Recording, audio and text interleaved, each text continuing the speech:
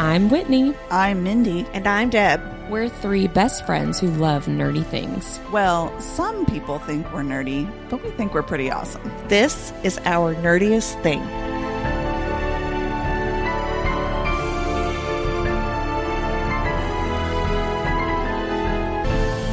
Hello, fellow nerds, and welcome to our nerdiest thing. Today, we're going to be talking about our favorite sports books recommendations. A few days ago was National Jersey Day, so there you go. We're participating.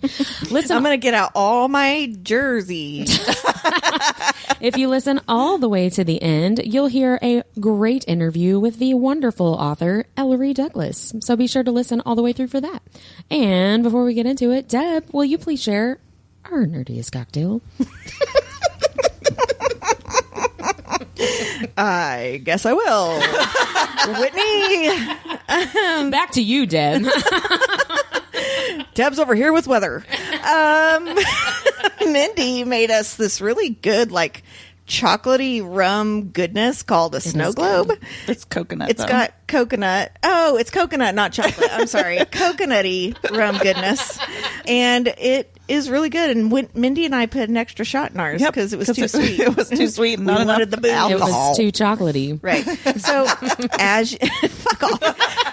As you know, to get the recipe, you can go to ournerdiestthing.com or go to Instagram at ournerdiestthing or learn more about why we called it that on Thursday's episode. It is very delightful. It Thank is. you, It's Mindy. not chocolatey. It's coconutty. I never learned to read. That's not funny. It's a delight. Well, that brings us to our nerdy news, and shocking to no one, I don't have any. Mindy But messaged me. Mindy does. Mindy messaged me, and she's like, "I've got it covered," and I was like, "No, I've got some." So, Mindy, why don't you tell us your nerd alerts first? Well, I went with a theme, and so I found some books that are coming out that are sports books. Ooh. So, first of all, If You Need Me by Helena Hunting. It's her third book in the Toronto Terror series. I will tell you more about that later. It comes out on November 14th.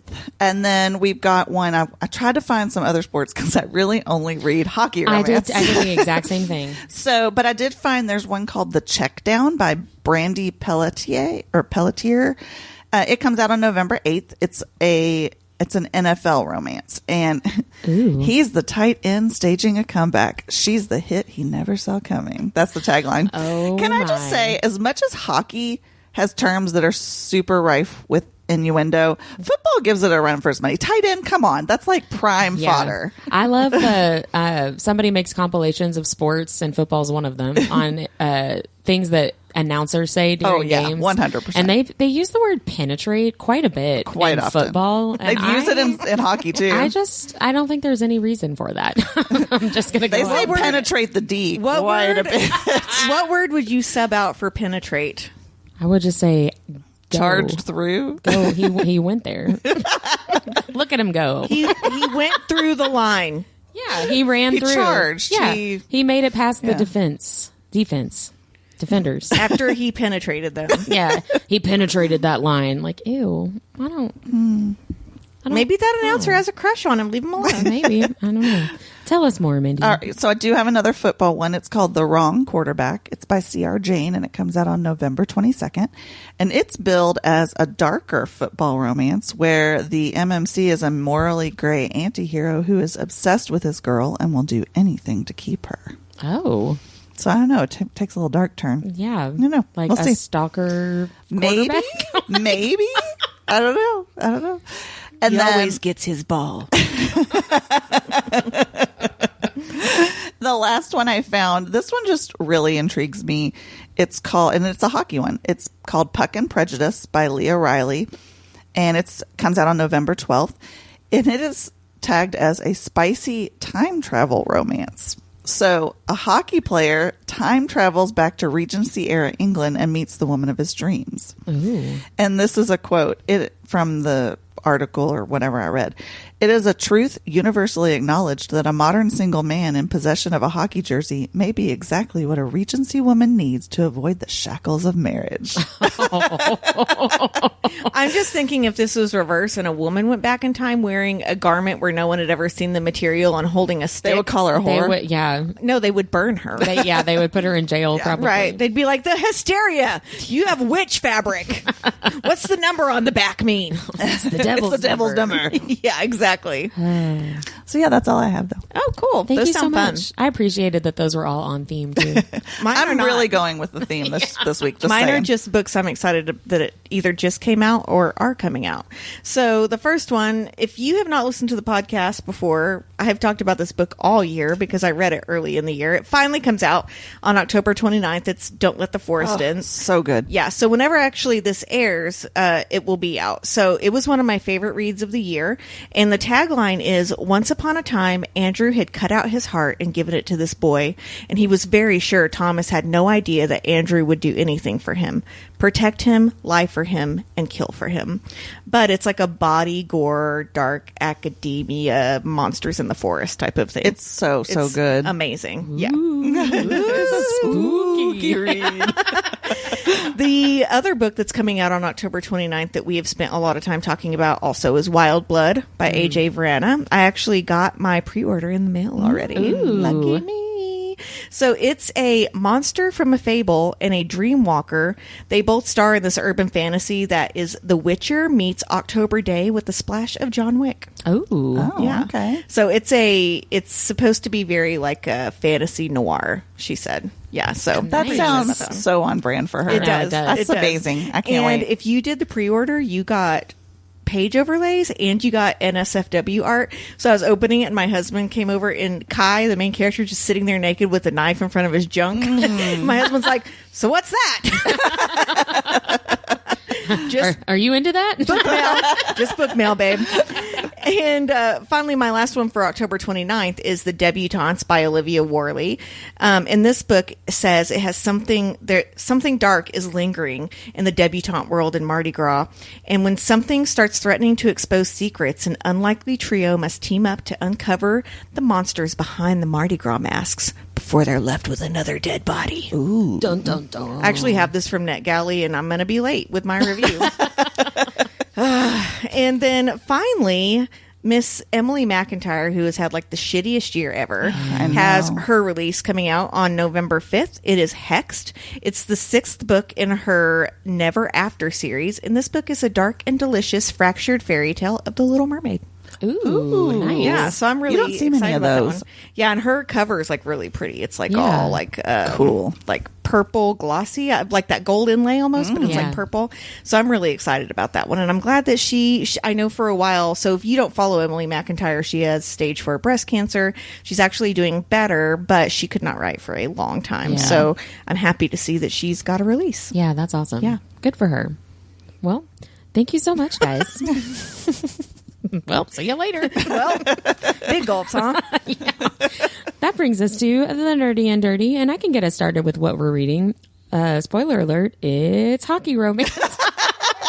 I read 2 new to me authors, and they're very similar, but also pretty different. So first I read... That's a good story. And I'll tell you more. They're alike and not. So one is the Vancouver Storm series by Stephanie Archer, and the other is the Canadian Played series by Cynthia Gunderson. So things that they have in common. Both of these series are hockey romances, and both are set in Canada, and they are very, very Canadian. Like some of the dialogue is... Are they like super polite while they're doing it? They're like, oh, put it right there, eh? No, literally, yes. Like the dialogue will I'm not say making fun A. of our Canadian friends, by Yeah, the way. no, like that's how it reads. It's very Canada specific. So there are some things that I was like, I'm going to assume that's a Canada thing. 'Cause What's I moose don't get knuckling? it. I don't know if that's a thing or not. It just sounds like it would be. There was a whole thing about a specific kind of Tim Hortons donut, and I was like, sure. You didn't look That's it up? fine. That's important. Donuts? Well, I've got my favorite donuts from the Thornton's gas station. I'm just going to leave it there. We did when we went to Port Huron for fall break. We did take the kids to Tim Hortons. Yeah. So the major difference between these two authors, the Stephanie Archer books are very spicy, and the spice is great. The Cynthia Gunderson books are all closed door, but there is low level spice descriptions of things that are happening.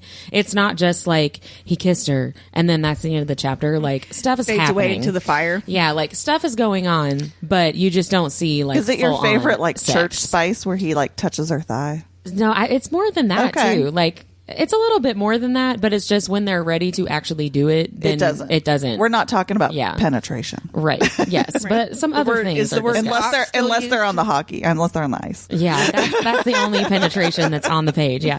So the tension with the Cynthia Gunderson books are really good.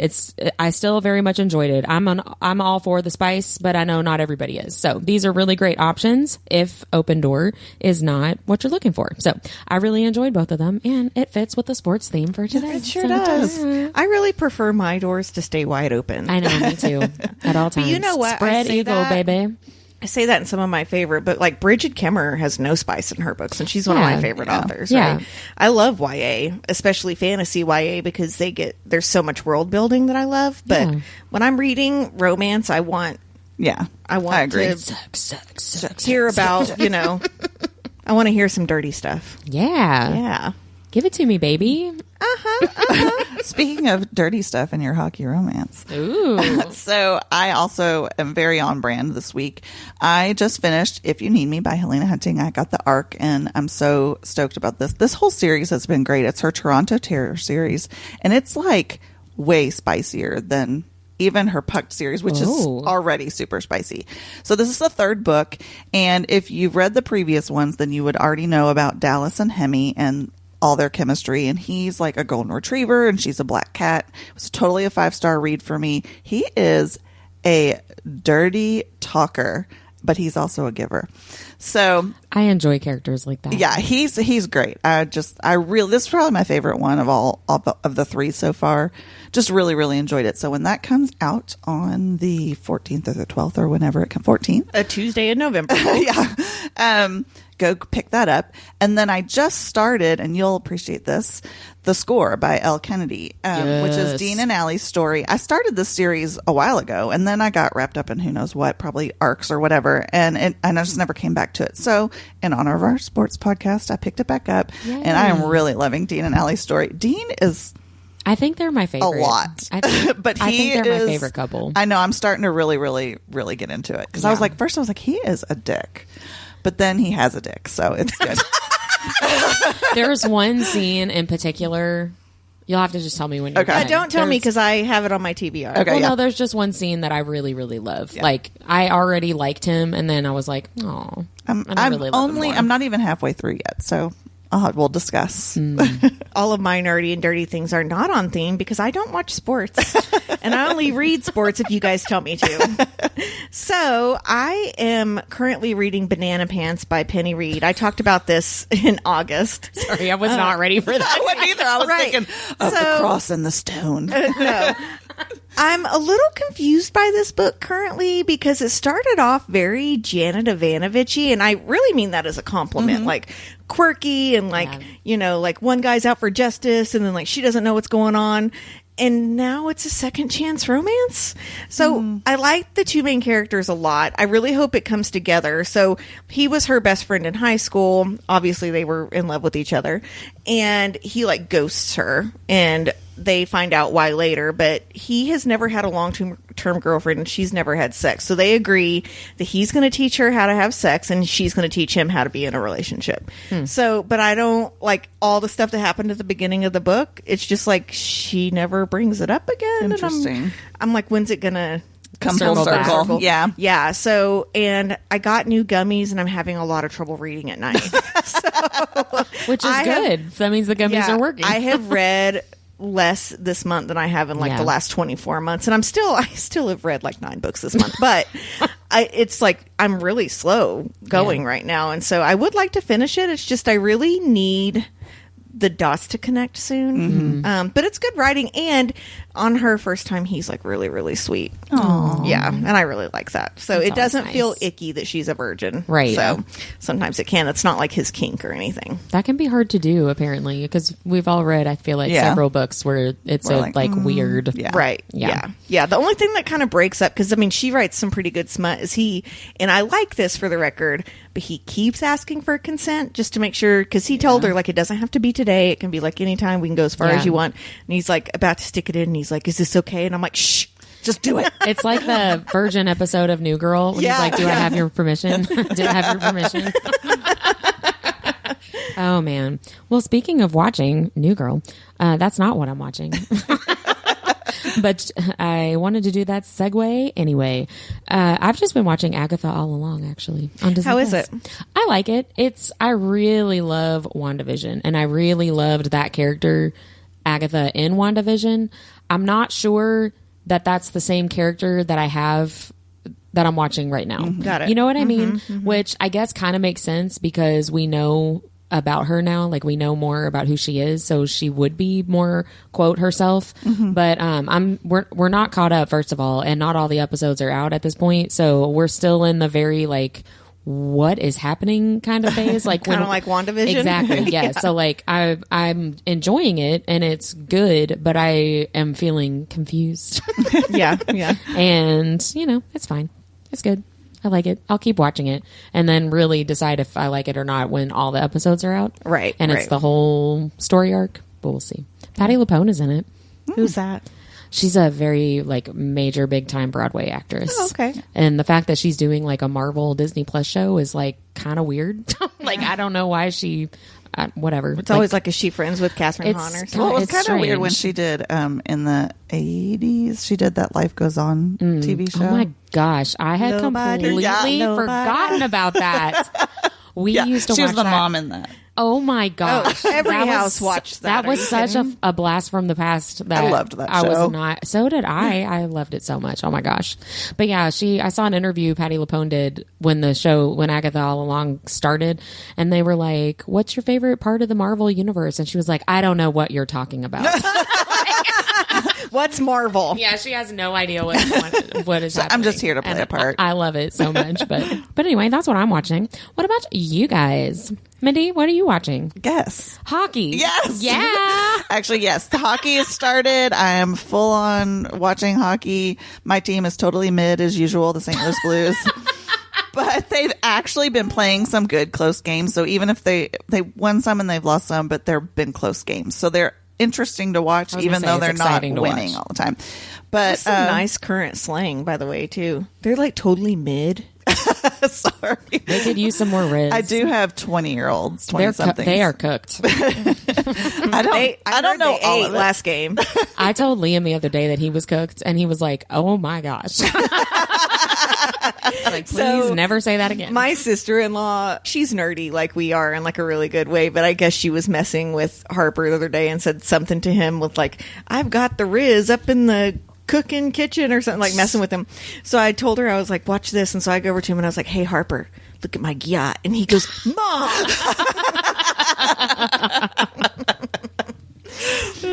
Oh, man. Have you gone in person to any hockey games? Mickey? Not yet. I keep trying to tell Darren we need to go to one, and he's like, I don't want to go because I don't want to pay all that money if they're going to be mid. If they're not going to. And I'm like, I get it. I mean, I get that's it. fair. But, we'll see as it goes on. Usually when we do that, it's like a last minute thing. We're like, Yeah. hey, let's go to a game this weekend. Yeah. But the good thing is that my least favorite team is at the bottom of the league, and so that makes me happy. I love it when people lose. That's funny. Yeah. Well, I'm at the time of year where I'm working around the clock in the studio, so I'm only listening to music and books. As I get closer to Christmas and I'm like burnout, I usually watch Buffy, Yeah. but that has not started yet. But it's been like 1998 up in my studio because I've been listening to Tool, The Cranberries, Dashboard Confessional, and The Deftones. She's going for a Nice. blast from the past. Yeah, exactly. Yeah. Those are all like really good bands. Yeah. Yeah. So, I mean, I did talk about what I was listening to, but I also am listening to a book. Do you want me to go ahead and say what? I was just about to ask. I've yeah, only tell been us. listening. And you know what, listeners? If anyone has a recommendation for really comfortable Bluetooth earbuds, I like AirPods hurt my ears. Me too. They hurt. Yeah. They're like too big, right? And I've never found, and I'm just like a tiny little person. I've never found any that are comfortable for me, especially because like yesterday I listened to a book for like 4 hours while I was working, right? Yeah. And by the end of the day, like I've got a headache and like, so if anyone has any they would like to recommend, that also, you know, I can like tap on and off because that's nice. I know, that's the thing. Like, I'm the same way with those. The ones that feel the most comfortable in my ears are like the old like Skull Candy with the like rubber. Yeah. You know, Yeah. those feel great, but you can't, they're not as versatile. Right. And I need it not to be attached to my phone because if I'm listening for 4 hours, I have to plug my phone in. Yeah. Well, and I walk around and do stuff too. Yeah. So I'm listening to Lights Out, and I've seen this all over Book Talk and Bookstagram. And actually, Shelby from Shell the Book Addict, she had said that she really liked this. She likes dark romance, sometimes a little darker than me, but it's marketed as a stalker rom-com. Oh. And while I haven't found it to be like super funny like Butcher and Blackbird, Right. it's a really sweet book in the world of these like insanely dark like stalker books, you know? Yeah. So it's about a masked TikTok star and his obsession with one of his fans. Oh. And I like it because everything's consensual and the main male character is kind of just a pretty normal dude that falls head over heels for a girl. Like he's just like a celebrity type of guy. And don't get me wrong, like he's a little messed up because like, you know. Because it's a dark romance. Right. And she is too, but it's like really, really sweet actually. Yeah. But they do have some, not as hardcore as like Chantel Tessier, but he definitely does the masked man thing to her and like breaks into her house and shit. So trigger warning, but it's consensual. As you do. Yeah. But like she asks for it. Yeah. And, Well, like none that's of different. it, like, I know I'm going to get hate for this, but I did not like Haunting Adeline because he was actually doing some really scary shit to her. And I don't like that. I won't even try. Yeah, Haunting and I Adeline. wanted to read it to see what the fuss about. Yes, the writing was good, right? I think I still gave it 4 stars. I just like dubious consent and no consent is really not my thing. It gets a little too on the side of abusive for me, and that's not what this book is. It's a lighthearted stalker romance. Who would have thought, right? That's how desensitized we are. I'm like, it's lighthearted stalker romance. It's trending all over though, yeah, and I've yeah. had so many people recommend it to And me as who's well. the narrator, Mindy, that I was talking about? Jacob Morgan. Okay, yeah. So Jacob Morgan narrates it, and Shell had said like you need to listen to it, and oh my god, and he uses like a different voice as the masked guy, and it's not bad at all. What are you all listening to? Mindy, what are you listening I'm to? actually listening to Butcher and Blackbird Ooh. because I had an Audible credit and Why I'd already not? bought all Yeah. the Emily Rath ones, so I was like, I'm going to try this because Deb had always talked about how good it was to listen to. Do you agree with that? I do. I love listening to Yeah. it. I think it's great. I guess it's called duet narration, where like Yeah. if he's talking in her chapters. I love that. That's like probably my favorite. As long as they don't make the woman sound stupid when the guy is narrating. I hate that shit. Yeah, I don't like that They're either. like, and then like she was like, oh my god, and I'm like, no, she's a smart woman. Stop that. But yeah, I'm really, really enjoying it. I just started it a couple days ago, so obviously I'm only like a half an hour in. But, but I know I really am enjoying it. I think I'm really, I used to be sort of like a audiobook person, and I'm really finding myself enjoying them under the parameters that I Like a reread. mostly rereads Yeah. or like a lighter book or something like that. That's what I I'm listen doing. to a lot of rom-coms Yeah. because like you don't have to worry about understanding the world. Exactly. Yeah. If you daze out for 30 seconds on a rom-com, typically you're not missing a It's lot. okay. Right. Yeah. Like I used to say I'm not an audiobook person, but I think I'm like on that. I've crossed that fence that got I am you an there. audiobook listener now. Look at us. We're growing. I know. Well, I finished listening to the audiobook, The Art of Small Talk, which I talked about last week, and I really liked it. It genuinely is helpful. And I utilized a lot of the strategies for the thing that I'm loving, which was going to Books and Bourbon Spooky Soiree in Bardstown this weekend. I was very talkative and outgoing, which is not my I normal. talked to the people. Yeah, I did have my emotional support author, Elle Mitchell, and we both just like kind of stuck together. But I like made new friends and talked to people and used some of the skills in the art of small talk and had a really good time. We are growing. Yeah. That was the first the first time that event has been put on, and it was good. They did a great job. There were a lot of really fun authors. I got a lot of books. I won a raffle. I won like a whole basket of books from 3 or 4 maybe different authors, which was fun. I met a couple of authors that I bought their books, and I'm like trying to finish the arc I'm reading right now, so you can get I to can them. read. Yeah, I got to hang out with Elle Mitchell and Ember Nicole and their friend, but new to me, author friend Rose Cedar. Oh my gosh, I read she one of is her arcs. So nice. I got her one of her first hockey book. Dimples in the Devil or something like I that. don't know, maybe it's from the girl POV, whichever one that is. Like I think one is from a guy's POV. Oh, okay. Yeah, I think it was her very first one that I read. That's probably the and one I got. I'll tell you something that I loved about her, because when I first read it, she was very, very open to constructive feedback. Yeah. And so there were a couple of things in there that sort of took me out of the story. I thought it had great potential, and I really loved the story, and I loved where she was going.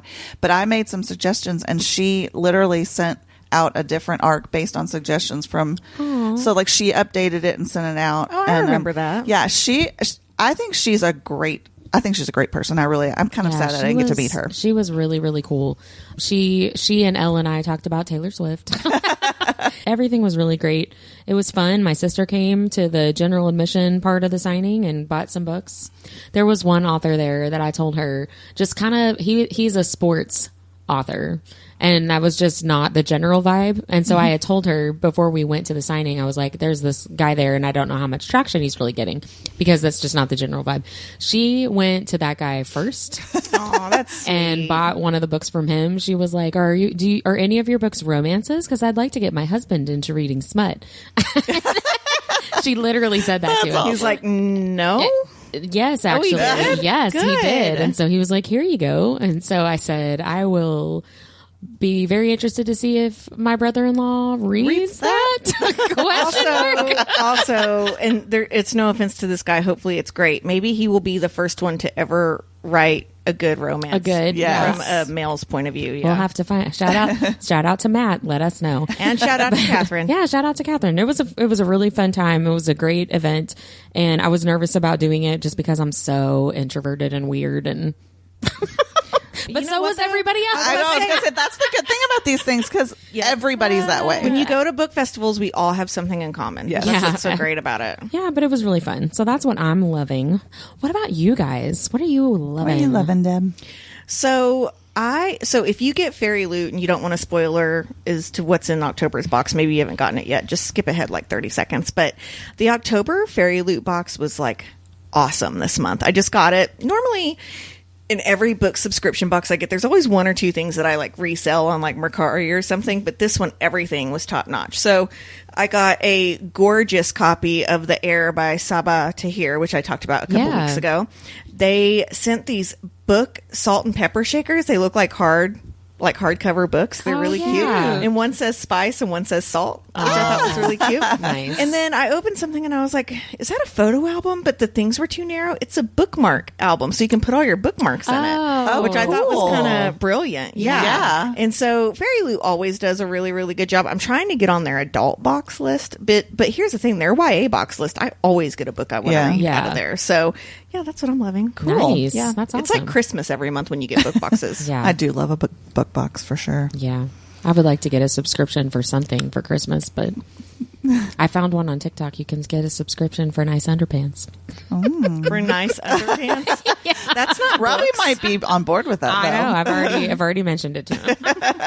What are you loving, Mindy? I found a new protein bar that I like. I know it's not as exciting as y'all's, but Good food is always exciting. yes. So they're called Bear Bells, which just is weird, but they're so Sounds like boobs. good. It does. I think a lot of protein bars can be very chalky. Yeah. And these are not. They have a crisp to them, so they have a lot of them. Almost all of them, I think, have like a Rice Krispie coat on the top. And they just come in really, really good flavors. There's a caramel cashew one. There's a cookie dough one. There was a pumpkin spice one. Yeah. So anyway, they're really, really good. And for once, I can't eat a whole one. Like, they're very filling. I have to eat like a half, but they're great. I have never, ever found a food that I can't finish. I mean, I'm sure I could if I were like hiking and like, you know, whatever, but I don't do that. So, so if I'm just Me and Whitney having one don't for a have snack, to hike to fit. I was just thinking, it's not a hike for me. I don't It's know. just They're a super sitting on the filling. couch. And I mean, I can eat. No, that's great though. I mean, I can eat a whole Luna bar. Don't get me wrong. Yeah, that's the worst is when you get something that you're like, I'm going to get this for protein. And then you're hungry like 30 minutes later. You're like, this didn't work. And it didn't even taste good. I you know. These taste Well, like right. candy bars. I'll have to check out. I think this might be the same brand I've seen on They TikTok. have them at Kroger. Okay, I'll need to check. And they also have them at Trader Joe's. So. Do you know what kind of protein they're made with? Is it milk protein? I don't know that. It probably is. Probably. Yeah, most of I them want are. to say that's whey protein, right? Yeah. Yeah. Yeah, I'm pretty sure it's whey protein. Yeah. Well, that brings us into convince me to read this book. Does anybody have one of those? Don't forget to go buy Don't Let the Forest. Yeah. I think love of Deb God. and I would both convince you to read that book. It's just so good. Well, hopefully that convinced everybody. Well, I do. I'm pretty sure I We've did it done in an it, earlier yeah. episode. I was going to say, I we've think done it we've for talked sure. about it Maybe we several can find it times. and link it for you Yeah. guys. Yeah. Well, that brings us to our nerdiest topic. We're talking about our favorite sports ball books for National love that, Jersey too. Day. So, Sports balls. who wants to, first of all, let me just say, you don't have to be a sports fan to be a sports They're book not actually fan. about sports. Exactly. That's what I was trying to get my sister recommending Elle Kennedy's hockey books to her. And she was like, well, I don't really know anything about hockey. And I'm like, hello, do you think I know anything about hocky? I do not. I Nor know what do a I watch five-hole it. is. Well, but only because of these books, right? Like I No, don't because know of anything. Mindy. That's true. I mean, Emily Rath does some 5-hole stuff, but it's not hockey. Yeah, well, that is true. But you do not have to be a fan necessarily of any sports to be a fan of a good, well-written sports book. Right. So let me just say I'll throw out too, because I sort of wrote down why I like them, but I had put because most of them don't really have a lot of actual hockey in them. Yeah. But I do follow hockey and I am a hockey fan, so I enjoy picturing my favorite hockey players as some of these people. And so I'm going to give you some suggestions. Go look up Alex Wenberg, Vince Dunn, and Joey Duccord. Hot hockey players. Not all of them Whitney's are. typing it in her These notes. three all have their teeth, or at least pretend to do. All their chiclets. Yeah. But also, like, hockey is such a volatile sport, so that it makes for great passionate relationships, grumpy main male characters, and like exciting action in general. And then also, They're big with big dicks. all of them. Hey-o. Apparently all hockey players have big dicks. If you fancy yourself an ovary explosion, though, watch videos of the guys in their gear interacting with their kids on the ice. It is the sweetest I don't want to thing. think about them That is having sweet. kids. That's not sexy. I don't know. I'm in my single dad phase, so like Yeah. it turns It me can on. be. It can Darren be. could be a single dad if he tried hard enough. He almost was when he told me he turned me down earlier. Shout out to Darren. Love you, Darren. No, not shouting out to Darren. Get it together, man. Well, I can go first with my recommendations because I don't have like a plot description for any of mine. I have very kind of like general descriptions. So all of these books that I'm about to tell you about, all of them are sports romances. They have very good spice. There are no closed doors in these books. They all have really great characters, all of the great romance tropes that we love, like forbidden romance, slow burn, grumpy sunshine, enemies to lovers, forced proximity, and of course, for me, a happily ever after. So first of all, hockey books. The Off-Campus series by Elle Kennedy, the Briar U series by Elle Kennedy, and the Campus Diaries series by Elle Kennedy. All of those are set in college. They're all in the same universe, but they focus on different like sets of characters. Also a hockey book, The Au Pair Affair, which is grown-ups, which is important to some people, by Tessa Bailey. And then the Love and Hockey series by Lauren Blakely. Those are also grown-ups. So if you do not like a college setting, check those books out for hockey. And for football, I tried to get different sports. I've read a crap ton of hockey romance, just like you, Mindy. Well, It's not very just popular like you, right now. It's easy to find. yeah, it's having a moment for sure. Yeah. But I have read some other sports, and so I wanted to include those too. So football, I enjoyed the Alpha Leets series by Caitlin Taylor. Those are all in college. It's 4 roommates, best friends. They're all on the same football team together, and it's their like individual love stories, really. Golf, Fangirl Down by Tessa Bailey. Those are also grown-ups, which is important. For baseball lovers, there is The Closer by C. Amy Hyde. This is also grown-ups. This is a star baseball player meets Broadway darling in New York City. It was a really, really fun read. I read that as an ARC last year, I think, and I enjoyed it a lot. And then for a more, I was going to say off the wall, but it's just more like not as mainstream sport, competitive judo. Oh. The Tomlin Takahashi duet by Gigi Meyer. That is a woman who is an expert at car restoration who meets a potential client who is a competitive judo champion. Interesting. And sparks fly. But Not just under the hood. Yeah. That one is a little bit, I wouldn't call it like a dark romance, but it's just got a lot of darker, heavier themes, but it's still a romance and has really great spice. So those are all of mine. They are all great. They are all HEA. They are all sports. Way to go. Thank you so much. I worked really hard on that. I really did. Well, who wants to go next? Mine are all hockey. I was just about to say, Mindy, only tell us non-hockey. Yeah, I know you're all like really like surprised about that, but I also divided them into groups. Ooh, what kind of groups? So I've got college hockey, nice, pro hockey, yes, and extra spicy. Ooh. So first for college hockey. Actually, Helena Hunting is in every one of these categories. So. But she has the Lies, Hearts, and Truth series, and this is the second gen series of her Pucked books, which I know I've said it a million times, but Pucked is what got me into hockey romance. It was my very first one I ever read.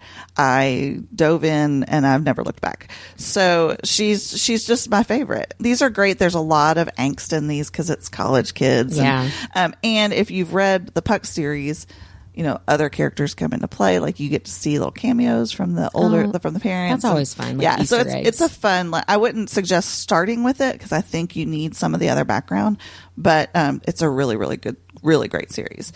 And then there is also Veronica Eden's Heston University series. She's just started it. So there's only I think there's one and then a 1.5 novella. It's like a Christmas one, but it's just got all the tropes that have a chokehold on me, like he falls first, forced proximity, rival sister, there's mental health threat. I just really enjoy her series, and this is going to sound so stupid, but I love it because the colors are like navy blue and like a teal, and I just of the actual book, of the covers. book and the jerseys. Oh, so I'm nice. kind of weird that way. I like that color combo. Finally, there is the Mary McMavericks series by Stephanie Blay, which I've talked quite a bit about lately because she's had like 3 books come out in I think a year and a half, and I've ARC read them all. So, but if you so like, sweet. She's so sweet, and I can't wait to actually meet her in person when we go see her at Lit. But if you like a retro 80s vibe, oh yeah, hers is definitely set back in the 80s, and it's definitely one that's, they're hockey players, but there's not a lot of hockey in this one at all. So, but it's really more a nostalgic feel of the 80s, and then there's some serious and just different kinds of, like there's one of them, the one girl's in a cult. Yeah. And so there's some different kinds of representation there, which I thought was very interesting. Okay. So moving on to pro hockey, of course. Give me all the grown-ups. All the grown-ups. I have a few more of these. So Pucked, of course, by Helena Hunting. That's the first one. And then she also has one called the All In series. And these are kind of companion series, but they surround different teams. So like you'll see a couple of characters come in and out of each of these, and then they combine for the second gen. So like a lot of times some of the characters from Pucked, their kids are with characters from the All In series kids. Gotcha. So it's a multiverse, I guess. I don't know. Worlds collide. But they're great spice. What I love about Helena Hunting is she has really good banter and really good funny moments in hers without it being like a throwaway, right? Yeah. Like it's still an interesting read, and there's serious stuff that happens, but there's always just this funny edge to her. Funny story, a mutual friend of Deb's and I, she makes fun of me for reading hockey romance. She's been making fun of me for months. She's typically like a thriller but she read like a cowboy romance. I was like, if you liked the cowboy romance, you have to read A hockey. And she's like, well, okay, I'll read one. What do you suggest? So I gave her Pucked, and she's already almost finished with it in 2 days, and she's hooked already. So I love it's that. what drew me in. So if you're thinking about drinking the Kool-Aid, start with Pucked, Just do I it. suggest. Or honestly, Elle Kennedy's books are a great place to start as well. Okay, just a couple more. Tegan Hunter's Carolina Comets and Seattle Serpent series. I highly recommend Puck Shy. It's the first one in the Comet series, and I love this one because they connect on a dating app, but they don't realize that they've already had their meet cute when she almost runs over him with her car. Oh, God. I hate it when that happens. I hate it when that happens too. It's just really cute. Womp He's womp. very introverted. They're both kind of introverted, and it's got a good like push and pull. I really, really enjoyed that one. And then there's Icebound by Meredith Trapp. This was a debut book that I read within the last year, I think. He is a reformed playboy and she's a budding artist. There's a bit of an age gap. Like she's 22 and he's 30. So it's not like gross. And there's just a lot of push and pull tension in this one. So it's not gross. It's not gross. That made me laugh. And I then like it better if they were 32 and 40. I'm reading one right now where it's like 22 and 37. she's an old soul though. And so like for me that, So I she don't has know. daddy issues is what you're telling me? No, does she have daddy? They all sort of run together after Maybe. a while. Yeah. So, and then finally in the pro hockey, S.J. Silvis, she also has a college hockey series, but her new series is set in the pro hockey world. And Play the Game is the first one. It's the first in the Blue Devils hockey series. It's a marriage of convenience where she agrees to help him clean I up like his that. image, and he helps to pay off some of her legal fees that she's had in the past. Oh, So, I love that. Like I we know. make a deal with each other. Yes. I love Hey, that. I think my husband would be okay with it if I made a deal and they paid off my student loan. That's how bad the student loan crisis it's is in so America, bad. people. It is so bad. Awful. I saw just a quick sidebar on that topic. Somebody talking about billionaire romance books Yeah. and how like it's always a prideful FMC, and it's like, girl, go get that bag. In this economy, it made me laugh a lot. I was I'd be like, that oh, is you so want to true. fly me to Italy? Oh, only if you want to. Pay all my student debt. Thank you so much. We do need to do a dark romance and a billionaire romance. Absolutely. That's true. Yeah. Absolutely. Or Yeah. dark fantasy or Give dark me a heads romance. up because I'm gonna. It's dark, I'll yeah. read. I'll make it very themed like this one. All right, give us your super spicy. Okay, so these are going to be no surprise, but the Toronto Terror series by Helena Hunting. This is the current one. It's separate from the other series. Totally, sort of like there's a couple of cameos, but not even necessarily like in-person cameos. Like one of them shows up in a magazine, that kind of stuff. But this one is super spicy. I mean, this is the one that we talked about where there's vegetables involved. And so, yes, so Yeah. there's a lot of spice going on in this one. It's definitely, and when she was writing it and she was telling us about it, she was like, I'm blushing you all writing this. Like she's, cause if you've ever met Helena Hunting, she's super quiet and she's kind of like a socially awkward, and she'll tell you this. And so like for her to read this, I'm like, damn girl. But yeah, so that's, Go get yours. get yours, girl. So yes, so that one I highly recommend. And then of course the Jacksonville Rays series. This is probably the spiciest sport. I would say that I've read. It's the spiciest sports books that I've read. I would say, yeah, probably. I don't really need to go into detail because I pretty much talked about it. Spicier than Emily Rath? No, Emily Jacksonville Rath. Rath Okay, is sorry. Emily Rath. Sorry, I did not mention that. Yes. I still heard Helena Hunting. My Oh fault. no! Sorry, I moved on to the Jacksonville Rays. But yes, that's Emily Rath, and I talk about her all the time. The holes, all the All the holes, all the different variations. fluids. Yeah. We do a 3-episode arc though in season 4, Yeah. so go Yeah. listen to Yes, it. it's Fucking amazing. around. Yeah, We learned a lot about polyamory. We did. we did. We really did. I learned a lot about how to draw diagrams to make things make sense. Okay, so let's talk sports ball. Yeah. I'm excited to hear your recommendations, Deb. Let's face it, I'm the only person in the room that does not watch sports. Like I said earlier, the only sports books I've read have either been by an author I already love, like Tessa Bailey, or recommended by one of you. But I do have a few I want to add to the list that we've not already talked about.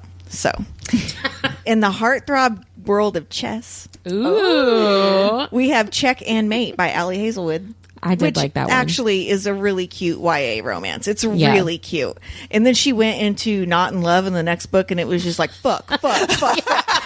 She's like, had to get it back out of her system or something. It was a very different. So next we have Throttled by Lauren Asher. This is set in the world of Formula One racing.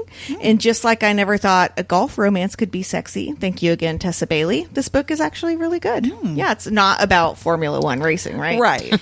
In the realm of basketball, I recommend The Right Move by Liz Tom Ford, which has the best friend sisters trope, which I really, really enjoy. That's a good one. And finally, we can't forget the hilarious Amy Award, who writes the Cocky Kingman series, which is a series about a football team. And you're more likely to recognize her books by her titles. So we have Cock Around the Block, The Pussy Next Door, The Wiener Across the Way, and The Anaconda Downstairs. I love it. The Wiener Across the Way is my favorite title.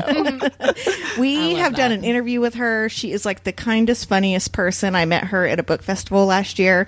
She is just fantastic. And so, yeah, that's all I have to contribute to this conversation. That whole 30 seconds. That was a great contribution. That was a But great here's cut. the thing. And you touched on a lot of them. Obviously, mine were all hockey. So, like, our listeners may not want to read hockey romance. They may want to read other sports. Representation. Like chess, Hey, right?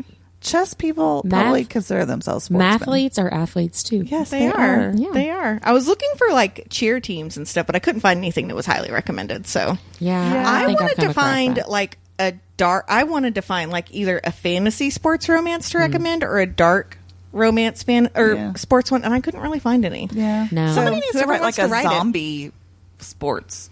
Ooh, that'd be fun. That would I be think fun. Disney did it. Doesn't that zombie show that kid plays basketball? Yeah, like the zombie high school or whatever. Yeah. it is. That's technically a little rom-commy. No spice. Sorry, No guys. spice, yeah. Definitely YA. Yeah. All closed door. Yeah, but Chaste seriously. kisses on the cheek. Yeah, I will say Tessa Bailey, Emily Rath, those are really, really great books. Yeah. Yeah. They are Actually, awesome. I just thought of too, and this is not all hockey. The Mom Comes series has quite a bit of. yeah. That does have one that's hockey, but it has a couple that are baseball. That's a good point. I hadn't thought about I've forgotten those. about those. And those authors also write other books. Actually, Daphne Elliott, who wrote one of them, just came out with it. She's got a Lumberjack series, and her newest one, the Lumberjack. You went to a lumberjack show. You know it's a sport. I know. Oh, I'm 100% getting all these books when we see her at Lit. But the newest one, he's a lumberjack, but he was an ex-hockey player. So, Well, there you so we're go. just melding all the genres. It's all coming I together. will say too, if you do like a darker romance, Brittany Nicole, who's one of the mom-com authors, Yes. she writes a darker like mafia serial killer romance. She also Yeah. has a new hockey series. Oh. I think one of her latest ones was a hockey They series. are just like the coolest people. They really They are. really They're are. super fun to hang out with. Well, that brings us to our nerdiest things of the week. the week. Who wants to go first? I'll go first. So ever since I read Manacled, I really wanted paper cranes in my studio. And my niece was over here for her birthday party the other night, and we had to move it from her house to mine. It's a whole long story. But she loves origami, and she was making paper cranes. And so she made me some to hang up. And I thought that was that's really sweet and nice. really cool. So they're like cute. in really bright colors, which is much more my jam. Yeah. And they're really adorable. How So now cool. I That's have really cool. manacled cranes. Love Aw. that. Yeah. I love that. Mindy, I want to hear about yours. I saw the note that you wrote, and I was like, So I have a couple, but the first one is I had recently gone to a vintage camper rally, and they had a chili cook-off. And I won the chili cook-off. What kind of chili? I made a white turkey chili. Ooh, Yum. that's a good one. And I'm telling you, it's all in the presentation. I'm 100% believe I won because they gave you there was 14 chilies. So Yeah. we ate, that's what we ate for dinner, right? Right, sure. And so they give you these little teeny cups. And so I put put a little bit in there, and then I'd put a little bit of Monterey Jack cheese and a little bit of these Santa Fe flavored tortilla strips. It was the kicker, I think.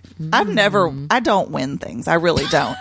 For me to win something for cooking, which is something I don't really normally do. I think that's also there was only 2 white chilies there. The rest were, so I think it stood out also. Yeah. But Look at You're you. a great cook. that's not something I'm a good recipe follower. I know what you mean. You know what I Yeah. mean? That's not something that I think I'm. Not everybody can even do that, though. You know? That's true. That is Yeah. true. But the other thing is that it's Halloween week here, and I work in an elementary school, so it's always fun to dress up. And as a team, as a special area team, so like the art teacher, the music teacher, and all of us in the library and everybody. So there's like 7 of us, and we always try to come up with a group costume. Well, it's kind of hard sometimes to find one. So we've been like the Snoopy gang one time. We were fruit salad one time. We were all different fruits. Cute. So this year, somebody threw out Care Bears. And first I said, can I be Delta 8 bear? I was like, okay, well, maybe not. Probably not at school. Yeah. They'd all I'm rubbing off on you. Everybody picked all the like blue and like normal colors. So I don't know why I even went there. I think there was a purple one left, but I went with Funshine Bear. It is a lot of yellow people. I am very nervous to wear this out in public. Oh, it's I a bet lot. it's really cute. I had to buy a tutu. Oh, because I have it's like yellow leggings, a yellow tutu, and then a yellow shirt with the Funshine Bear thing on it, and then like ears. Oh, that sounds really cute. Honestly. I'll post pictures, I guess. Yeah, as long put as them in the Instagram channel. Yeah, for us. I will. But that sounds fun. I don't know. We'll see. Well, it's a lot of yellow.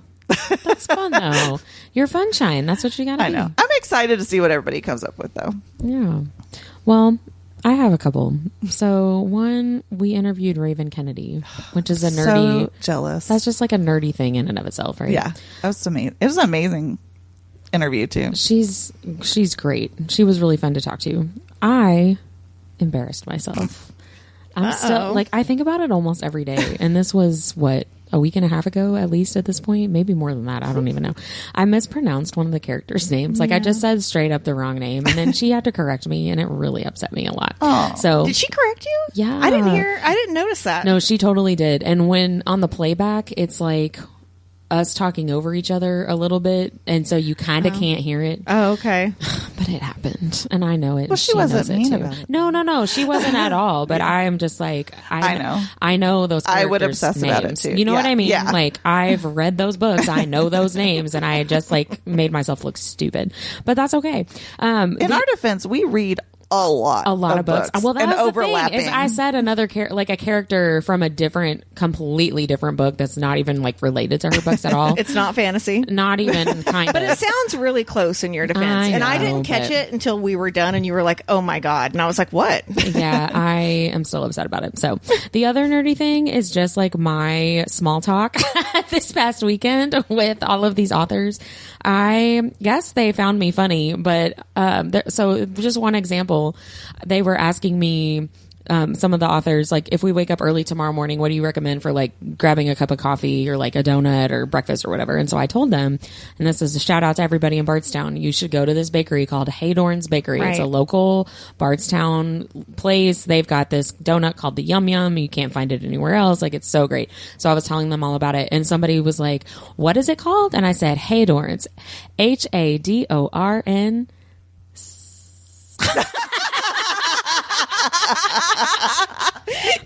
so fucking weird. And that's kind of what they all did. They were like, okay. But, just stuff like that. I'm just nerdy, and that's fine. But that's why we love you. I talked to people, and I made friends. So those are my nerdiest things. And friends, listeners, nerds, that's it for today. Keep me your ears. Yeah, keep on listening for our interview with author Ellory Douglas. And we'll see you next time. Bye. Bye.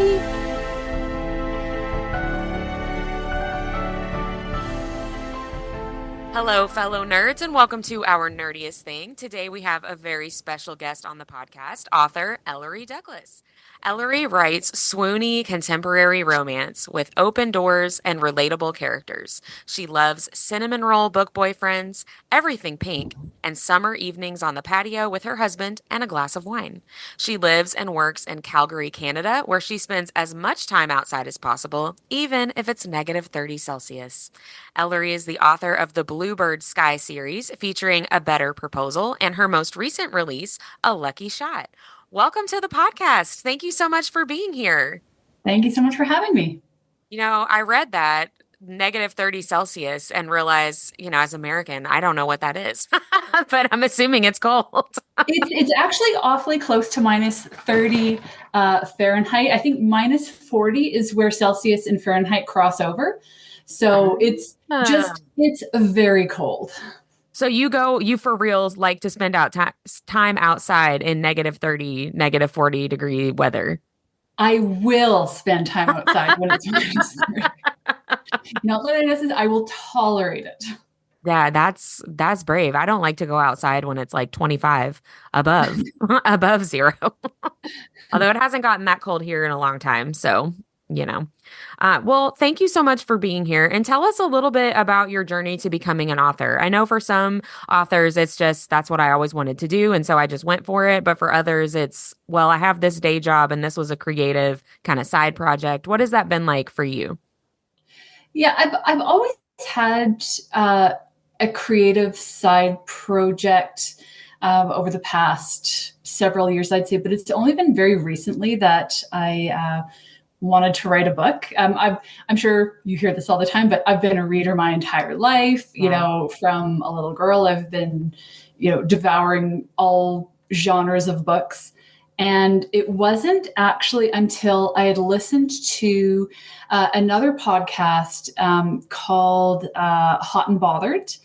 And they were doing some conversations around how to write your first book. And I thought, well, that will never be me, but I'll listen to it for fun. Yeah. And then literally, I think I was halfway into the series run of the first season. I was like, I think I have an idea. Yeah. And it kind of bloomed from there. I remember I was on a run in the morning, and I think I even checked my text message receipts at the time, but it's about 6:30 in the morning. I'm on a run, and all of a sudden I was like, and I stopped. I called my husband, or I texted my husband. And I was like, I have an idea. And I blurted out the idea for A Better Proposal. And he's like, you need to write that. And I started writing that day. Oh, I love that. That same day. That's awesome. I love that. So A Better Proposal was your first book, and A Lucky Shot is just your second book. That's right. Yeah. That's amazing. Great. Oh, Congratulations. That's really exciting. That kind of leads in. It's a lot of fun. Yeah. Well, that leads in, listening to that podcast, that story leads into my next question, because I was going to ask if there was a specific book or a specific author that inspired you, but it really sounds like it was that podcast. It really was. I think I had never really thought specifically about writing a book before, but I have a really bad habit in my life of saying, I'll hear something and say, that will never be me. That has bitten me on my ass so many times, I can't even tell you. Never say never, right? Never say never, because guaranteed it might not happen the next day, but it will happen. Right. Is there a specific book or a specific author that you thought about while you started writing, like somebody that you admired or that you really loved their style or type of storytelling? Or did you really try to just not think about other people, and so that you didn't feel like you were copying somebody else's style, if that makes sense? Yeah, and I think I didn't. There's a lot of styles that I admire. I really like Emily Henry's writing style. She has wonderful descriptions. I really like a lot of Ali Hazelwood's work, and I think that you see a little bit of my appreciation for the hot nerd in A Better Proposal. Like, I wrote a PhD chemical engineer, and Josh, my main character in A Lucky Shot, is a secret sci-fi nerd. Yeah. So like there's appreciation for some of the academic nerdiness going on there, but for a specific style, I didn't want to try and emulate anybody too much, to just try to find my own. Yeah. How did you find that experience to try to find your own voice and your own way of storytelling? Is that something that came naturally once you started just going for it? Or do you feel like it was something you really had to focus on and edit a whole lot and find your voice? I think a lot of the finding my voice came through editing. I am a strong believer that the first draft is absolute trash, and you cannot judge yourself. Yeah. Usually never show anybody else a first draft because, as previously mentioned, they are trash. But it's just finding the story through that and trying to shape, what are the nuggets? What are the pieces that really matter? Like, where are the characters? Like, I try to write character forward stories. Yeah. And kind of have the tropes in there, but they're a little bit more of a background. And I don't know how many drafts other authors do of their books, but I do many drafts. So it takes me quite a while to write a book. I think compared to some folks, like I'm in a couple of writer circles and some of them will crank out a first draft in 3 weeks, which blows my mind. That is crazy. Yeah. It is. I also have a lot of writer friends with ADHD, so they get extremely focused. Right. Yeah. But it takes me a solid 6 months to write draft 1. So I feel like that would be difficult. I think I would be the exact same way. It would take me a lot of time. And especially knowing that the first draft is not going to be something that I like, right? I'm not going to feel happy with it. Is that hard for you to stay motivated and stay disciplined about just getting it done so that you can start the editing process? Or do you find it hard to stay motivated because I know I'm not going to like this first draft? If that makes sense. I don't know if that question makes any sense. That makes a lot of sense. I think I'm finding that, so I'm now writing my 4th book. I find that I get to a spot around the 10,000, 12,000 word mark, 15,000 word mark, where it's like, oh, I don't know if I can do this. Like, this is really tough, but it's like, it's that push that I need to get over to just remind myself, this is what you need to go through. These are the steps you need to go through. And now that I've done that a couple of times, I know it's just part of my process. And I will get to the other end of that. And then the rest of the book will just fall out of my head. But I think that, where were you in that question again? Where, with the staying motivated, I try my best to set daily targets with how much that I want to write, which I can be so with. But if you're editing one book and outlining another book and drafting another book, it's a little hard to manage all of that. And then there's real life that happens. I have a day job and I have a husband, and there's other things that will take priority sometimes. So sure.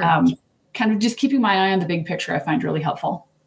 So if you work on 3 different books at a time, right? Editing, drafting, and outlining, how do you keep all of that organized? Because they're not necessarily connected books, right? It's not like you're building one after the other. You're kind of focusing on different characters in each book, right? So how do you keep all that organized?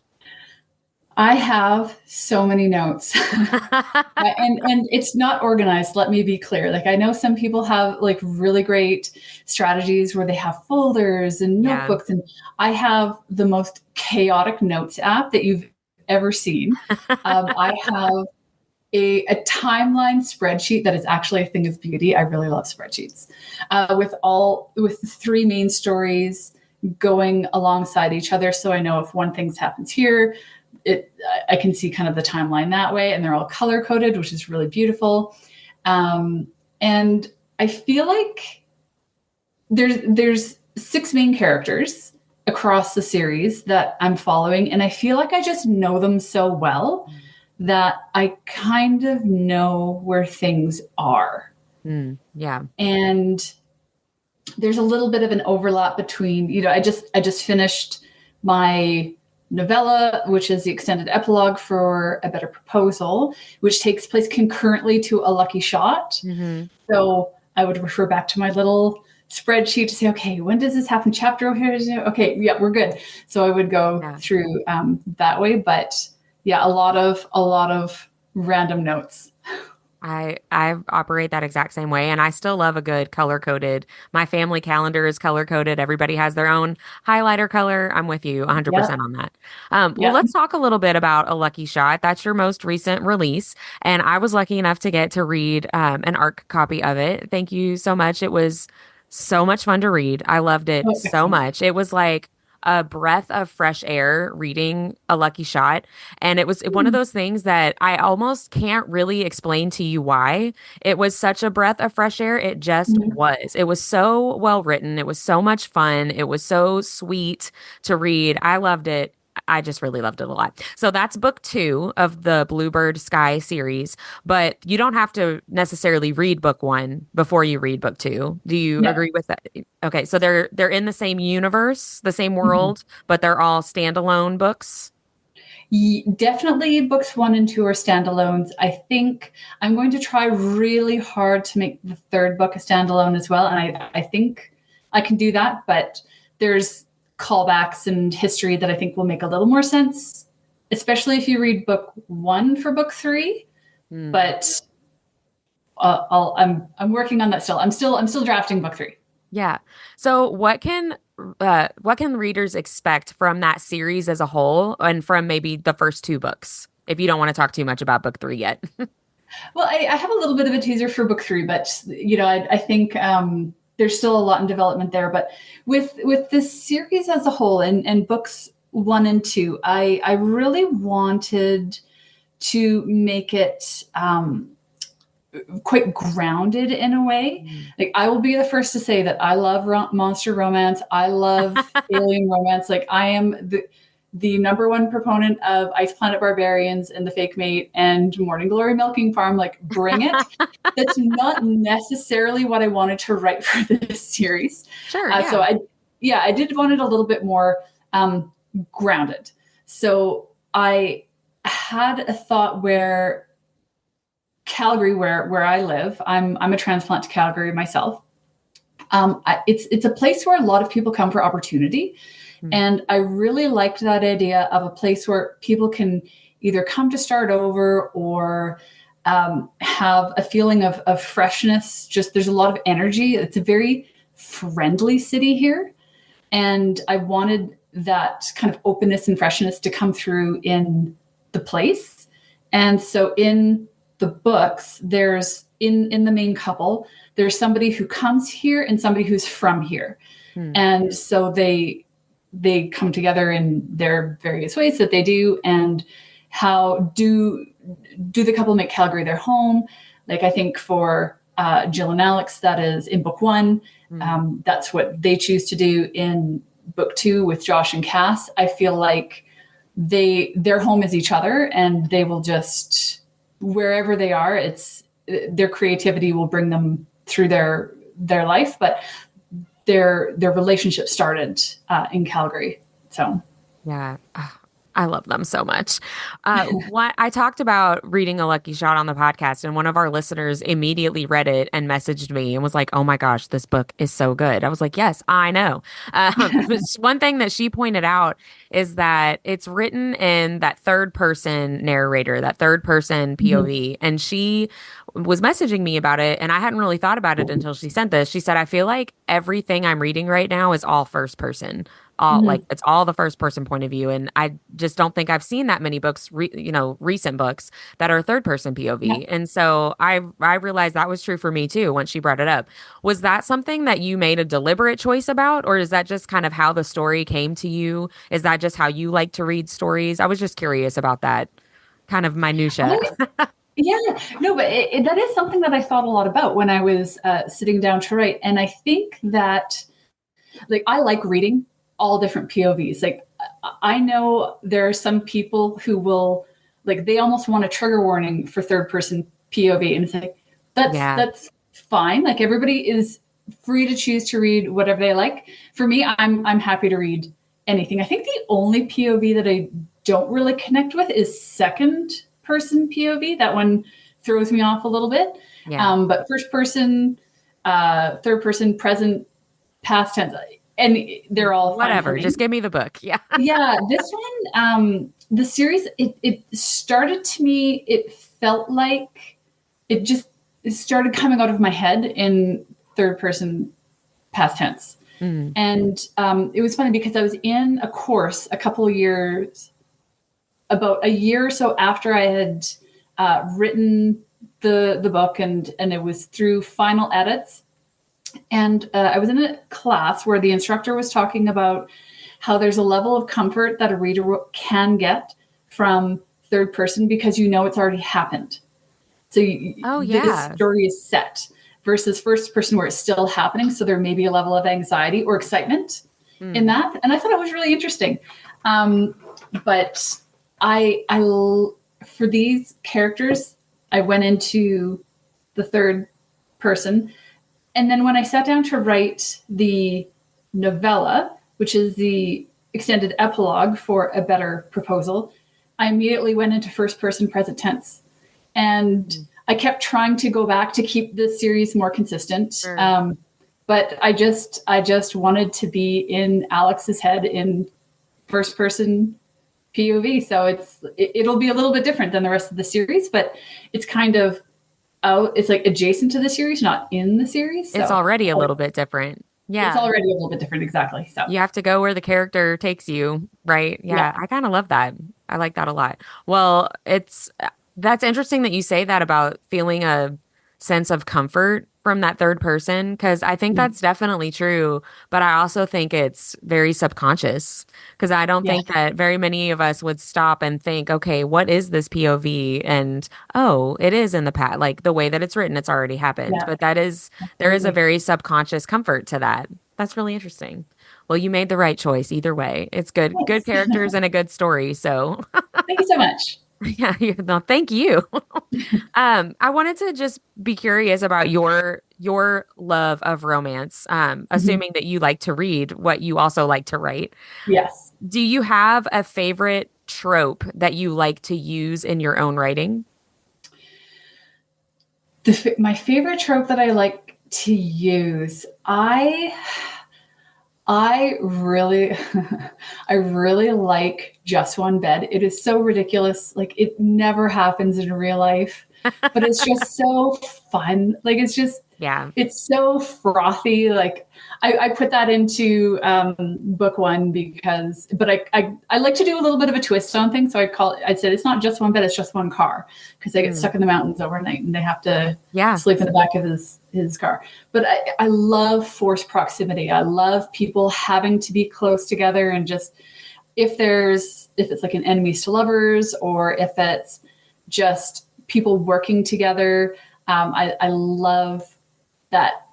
Just, you have to be with that person, and just, are they going to get together? I wonder. Oh no, they're stuck in the mountains. Exactly.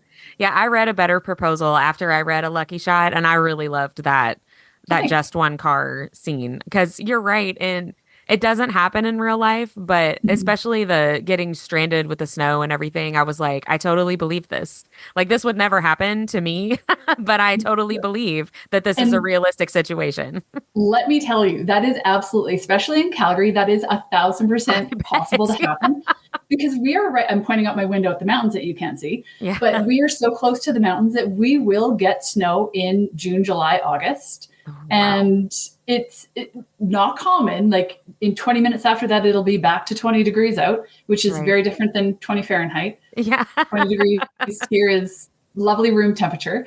But absolutely, you can get snowed in. My husband's truck did break down with us on the highway at one point in the mountains. So, like, it absolutely could happen. Oh no, you were stuck in the truck together. Oh no. Oh, I love that.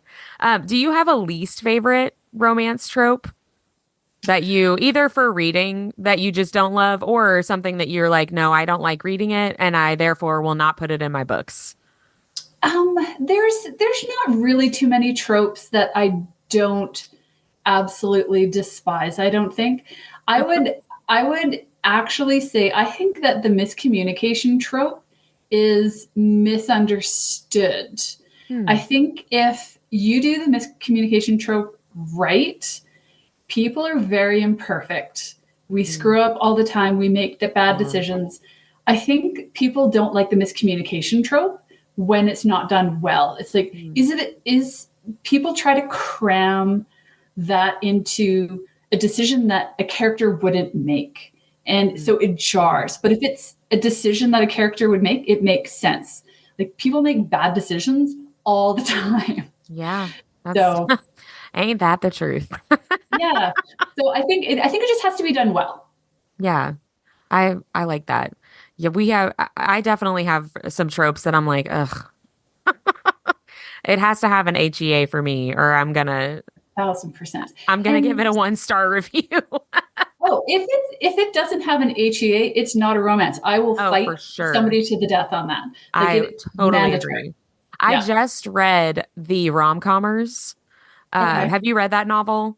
I It's haven't. it's a screen. I think it's Catherine Center, I think is the author, but the whole thing is that this like wildly popular and successful screenwriter is trying to write a rom-com and he's Hmm. very, very bad at it because he writes like serious dramatic films. And so Right. this girl comes in to help him with the rom-com and he has a non-happily ever after. And she's like, "You can't do that." And she like gives him Mhm. this whole speech about it. And I'm Mhm. like, yes. It was a really No. cute book. I recommend that the rom-commers. Do you have any plans that you can share with us for any upcoming novels? You're drafting book 3 for the series. Yes. Is there, Yes. did I hear you say there was going to be book 4? Did I just make that up? Um, well, yes. So I'm not, so this is my author proof. I'm not calling this book 4 the novella. Look at this baby. She's so little. Yeah. Um, I do have plans for book 4, and all I will say is that it's the same universe. I'm not sure if it's going to be in the same series, but my only clue is that I had a lot of beta readers clamoring for this person's story. And there's a trope Oh. that I want to use in it Hmm. that I have already. This book will not come out until 2026 at the earliest. I am sitting on a reel right now that I want to share on it so bad. I was like, not yet, not yet. Yeah, Well, gotta wait a little bit longer. that's intriguing. I will be on the Mhm. lookout for that for sure. Well, that brings us into our nerdy and dirty speed round, where I have just some really random questions. Some of them are book related, and some of them are just random for our listeners to kind of get to know you a little bit better. So, no wrong answers, no real thinking, just whatever pops into your head. Are you Okay, ready? I'm ready. The first one might be the hardest one. Okay. Do you have a zombie apocalypse plan? And if so, what is it? I do have a zombie apocalypse plan. Assuming I get through the first wave, I have a post apocalyptic life skill. I am a knitter, so I'm going to be very useful and I can make people clothes. Oh, nice. I like how Yes. you're like assuming I make it through the first wave because I'm like, no, I'm just gonna die. Like, Yeah. If I I have get no through, plan. I'm a useful human in the post apocalyptic world. Very nice. I could sing people some lullabies to help you sleep, and that's about all I got. That will be extremely useful considering how stressed we will all be. That will be great. That's true. I should market that better. As like we Yeah, will all be stressed out, and I can sing you lullabies. absolutely. Next question. What is your favorite guilty pleasure food? I think I really do like this. I don't know if this is guilty pleasure per se, but rotisserie chicken, like those store-bought rotisserie chickens, I can crush those. They're good. They're Yeah. so good. And man, they just make life so easy. I feel like I could do that on my own, but But why? why? If it's not the zombie apocalypse, why do it yourself? Exactly. Yeah, I love a good rotisserie chicken and a bagged salad mix. Yes, Like that's it. That's your meal right that that is my girl dinner. Like that is when my husband's not in town. That rotisserie chicken and a bag salad, I'm in. That's that's great. I love that's a really like underrated guilty pleasure. I like it. Yeah. Correct answer. I like it. Who is your celebrity crush? Okay. The basic bitch part of me says Henry Cavill because that man. Because Henry Um, Cavill, sure. because Henry Cavill. But I'm not joking when I say that the cast of The Mummy 1999 is my entire sexual identity. I Like love that movie. because it's the best movie. Yes. Mandy Dara, Brendan Fraser, Rachel Weisz, Oded Yes. Fair, Yep. Patricia Velasquez, like All of them. be still my heart. It is Yeah. perfection. I recently watched that it just popped into my head for some reason. I was like, I haven't watched that in a really long time. And then I did. And I was like, this movie holds up. It's still Yeah, legitimately entertaining. absolutely. I put it into a lucky shot for a reason. Yes. Maybe that's why I watched it. I bet that's why it popped into my head. But yeah, I love Excellent. that movie. That is so real. They're all very beautiful people. Stunning. Was it social media? It's like the bisexual panic. Oh, Like, yeah, yeah, that absolutely. is the mummy. What TV show or movie do you quote most often?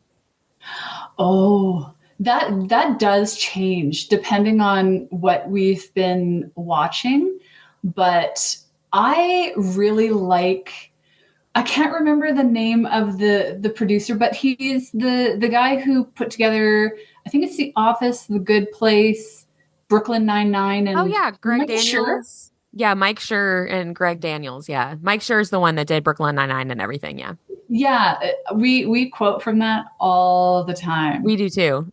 Yeah, Yeah, we it's so rewatch all funny and those. it's well they're so fun and they're so loving and they're funny and Yeah. yeah they're really feel good things. So we quote that a lot Yeah, I say cool, cool, cool, cool, cool, cool, cool, cool, cool a lot. all the I time. can't do it as good as Andy Samberg does, though. Next speed round question. Have you ever had a ghostly encounter? If you would have asked me many years ago, I would have sworn up and down on a stack of Bibles that I had seen the Ogopogo in Lake Okanagan, which is Canada's version of the Loch Ness Monster, Oh. in a local lake here. But I'm pretty sure I didn't see the Ogopogo. Oh, I would stay true to your story. You I did. should.